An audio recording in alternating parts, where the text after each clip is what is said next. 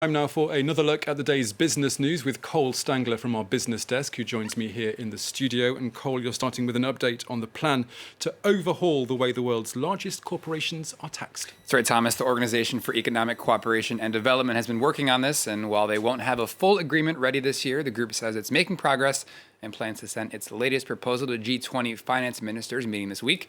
That plan would dramatically alter the way global multinationals are taxed, raising an extra $100 billion in revenue worldwide. The first pillar involves taxing companies based on the location of their customers as opposed to where the firm is registered. The second pillar would see the creation of a global minimum corporate tax rate. Measures are designed to clamp down on the use of tax havens, with the OECD hoping for a global deal by the middle of next year. The United States in particular has expressed opposition to the current direction of talks, but as observers note, that could change depending on the outcome of next month's elections. Let's take a look now at some of the day's trading action. Some slight gains on most of the European indexes, including the DAX and the CAC 40 here in Paris. The FTSE, meanwhile, down just around 0.25%. Shares for airline holding company IAG fell more than 1.5%. That's after British Airways announced a change in its CEO. Wall Street, on the other hand, seeing some very comfortable gains to kick off the week. So you can see there the S&P up around 2%.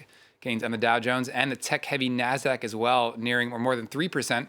Investors optimistic that a long-awaited stimulus plan may finally get the green light in Congress.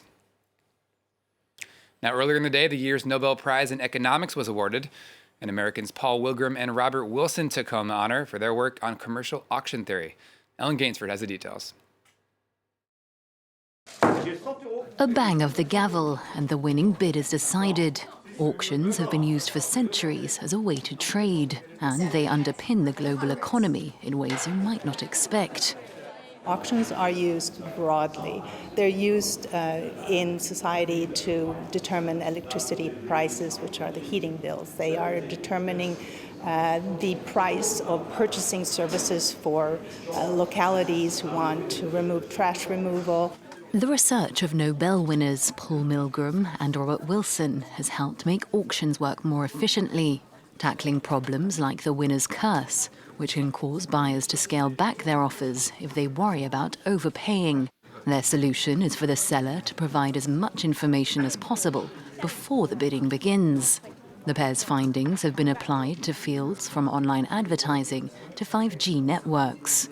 Something that I've been working on the last few years with my company, Auctionomics, has to do with the allocation of resources for 5G radio spectrum. Those are really complicated transactions, and they were beyond the reach of traditional economic models. So we created new models to make that work.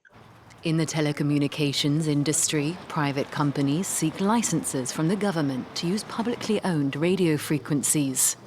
In 1994, the US government switched to auctions to sell the rights to these frequencies. Milgram and Wilson helped design a format allowing all the licenses to be sold in one go. Their model raised $617 million and was copied by countries from Canada to India. Next up, worries are growing over delays to the EU stimulus plan. While European leaders agreed to a €750 billion package earlier this year, it still needs sign-off from Parliament and from national legislatures.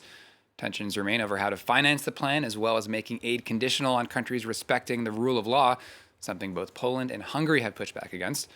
Earlier Monday, French Finance Minister Bruno Le Maire underlined the need to sort out the details and get the aid out. La crise économique continue de toucher tous les pays européens. Elle est très dure, elle est très violente. Elle crée du chômage dans beaucoup de pays européens, elle crée des faillites. Nous avons besoin de la solidarité européenne et donc nous avons besoin que le plan de relance européen se mette en place sans délai, comme les chefs d'État et de gouvernement européens s'y sont engagés au niveau du Conseil il y a quelques semaines. And finally, it may be tough times for the hospitality sector here in France, but one small restaurant in Paris is seeing a boost in activity. Italian eatery Terra Nera was featured in the popular Netflix series Emily in Paris, which came out earlier this month.